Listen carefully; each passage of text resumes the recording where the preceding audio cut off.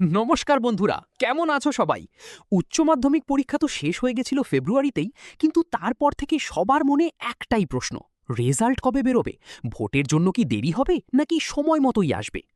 অবশেষে পশ্চিমবঙ্গ উচ্চ মাধ্যমিক শিক্ষা সংসদ অর্থাৎ WBCHSE আজ অফিসিয়ালি সব জানিয়ে দিল।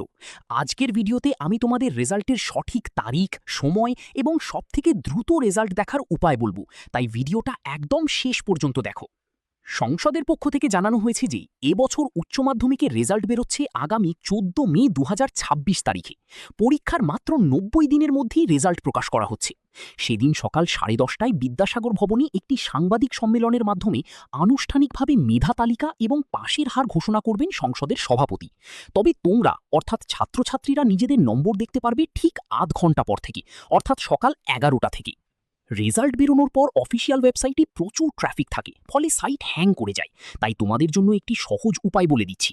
তোমরা wbresults.nic.in সাইটে গিয়ে সবার আগে রেজাল্ট চেক করতে পারবে। পদ্ধতিটা দেখে নাও।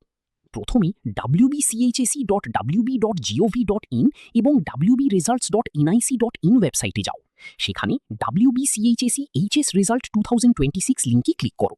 তোমার রোল নম্বর এবং জন্ম তারিখ সঠিকভাবে ইনপুট দাও। স্ক্রিনে আসা ক্যাপচা কোডটি পূরণ করে সাবমিট বাটনে ক্লিক করো। ব্যাস, তোমার মার্কশিট স্ক্রিনে চলে আসবে। ভবিষ্যতের জন্য ওটা ডাউনলোড বা প্রিন্ট করে রেখো। আর একটা দারুণ খবর আছে তোমাদের জন্য। তোমরা যারা উচ্চ মাধ্যমিক পাশ করবে তাদের জন্য LIC দিচ্ছে 15,000 টাকার স্কলারশিপ।